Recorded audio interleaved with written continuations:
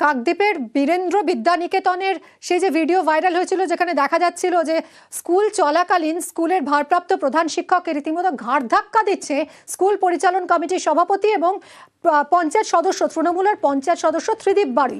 তাকে পুলিশ গ্রেফতারও করেছিল, কিন্তু 24 ঘন্টার মধ্যে তিনি আবার জামিন পেয়ে যান।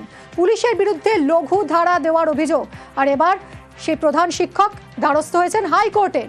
কি আবেদন তার জানবো, অর্ণব রয়েছে সঙ্গে। অর্ণব, ইতিমধ্যেই পুলিশি নিষ্ক্রিয়তার অভিযোগে তিনি দ্বারস্থ হয়েছেন কলকাতা হাইকোর্টের এবং বিচারপতি তীর্থঙ্কর ঘোষের বেঞ্চে তিনি মামলা করতে চলেছেন এবং মামলা দায়েরের প্রক্রিয়ার প্রথম পর্যায়ে ইতিমধ্যে সম্পন্ন হয়েছে, অর্থাৎ যেটাকে আদালতের ভাষায় অ্যাফার্ম বলা হয়, অর্থাৎ ওথ কমিশনারের সামনে ওই শিক্ষক দাঁড়িয়ে তিনি শপথ নিয়ে মামলা সুনিশ্চিতকরণ করেছেন। মামলার নাম্বার এখনো পর্যন্ত পাওয়া যায়নি, তবে মামলা দায়েরের প্রক্রিয়ার মধ্যেই পুরো বিষয়টি রয়েছে। এক্ষেত্রে নির্দিষ্টভাবে তুমি যেটা উল্লেখ করলে শুরুতেই, ওই শিক্ষক স্কুলের মধ্যে যেভাবে আক্রান্ত হয়েছিলেন, যেভাবে মারধরের ঘটনা ঘটেছিল, তাতে লঘু ধারায় শাসক দলের ওই নেতার বিরুদ্ধে মামলা সাজিয়ে তাকে জামিন দেওয়া হয়েছে। অভিযোগ, অর্থাৎ স্বচ্ছ নিরপেক্ষ তদন্ত চাওয়া হয়েছে, কোনো সিবিআই তদন্ত নয়। রাজ্যের পুলিশই তদন্ত করবে, কিন্তু সেটা নিরপেক্ষ তদন্ত হতে হবে। একই সঙ্গে যে ধারার যোগ করা হয়েছে, সেই ধারা এই সিসিটিভি ফুটেজ কেন ডিলিট করা হলো, এই একাধিক প্রশ্নের উত্তর চেয়ে এবং জনমানসে যাতে একটা আস্থা তৈরি হয়, এমন কিছু একটা আদালত পদক্ষেপ করুক যাতে এই ধরনের ঘটনা আগামী দিনে না ঘটে, সে বিষয়ে আবেদন রাখা হয়েছে ওই শিক্ষকের তরফে। মামলাটি পুজোর আগেই বিচারপতি তীর্থঙ্কর ঘোষের বেঞ্চে দৃষ্টি আকর্ষণ করে জরুরি ভিত্তিতে শুনানির চেষ্টাও হবে বলে তার আইনজীবী সব্যসাচী চট্টোপাধ্যায় জানিয়েছেন। ধন্যবাদ অর্ণব।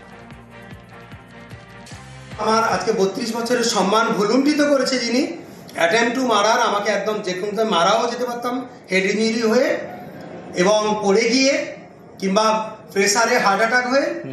এরকম পরিস্থিতিতেও উকিলের বয়ানের ভিত্তিতে এমন কিছু ধারা দিয়েছেন, লঘু ধারা, যে ধারায় সহজেই তাকে ছেড়ে দেওয়া যায় একদিনের মধ্যে। মানে আইওয়াস দেখিয়ে দিলেন, গ্রেপ্তার হয়েছে।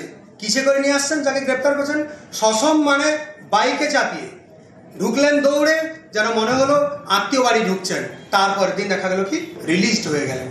জিনিসটিতে আমি অত্যন্ত মর্মাহত, এই জন্য আমি বিচার চাইতে এসেছি। বীরভূমের রামপুরহাটে ছাত্রী খুনের ঘটনায় তুমুল শোরগোল, আর এরই মধ্যে মুখ খুলল রামপুরহাটের আরও এক ছাত্রী। শ্লীলতাহানির অভিযোগ স্কুলের শিক্ষকের বিরুদ্ধে, তাকে গ্রেফতার করেছে পুলিশ।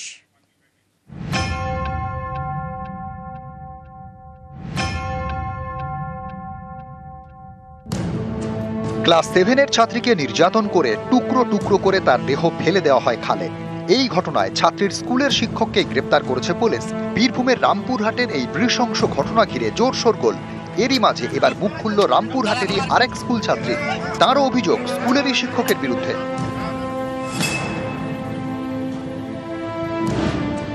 সদ্য উচ্চ মাধ্যমিক পরীক্ষা দিয়েছে ছাত্রীর অভিযোগ, তার সঙ্গে অভব্য আচরণ করেন শিক্ষক। বাড়ি ভাড়া নিয়ে টিউশন পড়ান অভিজিৎ পাল। তিনি একটি সরকারি স্কুলের অস্থায়ী শিক্ষক। টিউশন পড়ানোর সময় ছাত্রীর শ্লীলতাহানি করা হয় বলে অভিযোগ। রামপুরহাটে ছাত্রী খুনের ঘটনা নিয়ে শোরগোল হওয়ার পর মুখ খোলেন ছাত্রীটি। ঘটনার কথা জানান তার পরিবারকে। তারপরেই শিক্ষককে মারধর করে পুলিশের হাতে তুলে দেন স্থানীয় বাসিন্দারা। বাড়িতে পড়াতে আসতো, মানে বাড়িতে রুমে আলাদাই পড়াতো, তো তখন আর গায়ে হাত দেওয়া দিয়ে সব মানে করতো। তো ভয়ে এতদিন বলেনি, বেশিদিন না, এইচএসের পরীক্ষার আগে। তারপর এখন যাই হোক এইদিকে একটি মাস্টারের ঝামেলা করা চলছে এখন এই শ্যামপাড়ি হাই স্কুল নিয়ে, তার জন্য একটু সাহস পেয়েছে, তার জন্য আমাকে বলেছিল, তাই আমি স্যারকে ডেকেছিলাম। আজকে তুমি হয়েছিল, এখানে আমরা বসে আছি, হঠাৎ একটা মেয়ে আর একটা ছেলে এসে মেয়েটা দেখছি এখানে অজ্ঞান হয়ে পড়ে আছে। আমরা সবাই তুলে জল টল দিয়ে জিজ্ঞাসা করলাম যে বোন কী হয়েছে। তো মেয়েটা বললো যে এই ব্যাপার, টিউশন পড়াতো আমাকে একটা স্যারটার নাম হচ্ছে অভিজিৎ পাল, বাড়ি বড়তুড়ি গ্রাম, রামপুরহাটে ঘর ভাড়া নিয়ে টিউশন পড়াতো। মেয়েটা একা টিউশন পড়তো, ওই সুযোগে মাস্টার ওর সঙ্গে সদ্ব্যবহার করতো, অবৈধ রকম কাজ করতো ওর সঙ্গে। ওটা শোনার পর মাস্টারকে ডাকা হলো, মাস্টারকে ওর জামাইবাবু ডাকলো ফোন করে, মাস্টারকে ধরে এখানে আমরা রাখলাম, একটু টানা হিচড়া হয়েছিল, রাখার পর ওকে আমরা পুলিশের হাতে তুলে দিলাম। এদিকে রামপুরহাটে ছাত্রী খুনের ঘটনায় এখনো ছাত্রীর সব দেহাংশ উদ্ধার করতে পারেনি পুলিশ। ছাত্রীর মা বাবার ডিএনএ পরীক্ষা করা হয়েছে। রামপুরহাট থেকে অক্ষয় ধীবর, নিউজ 18 বাংলা।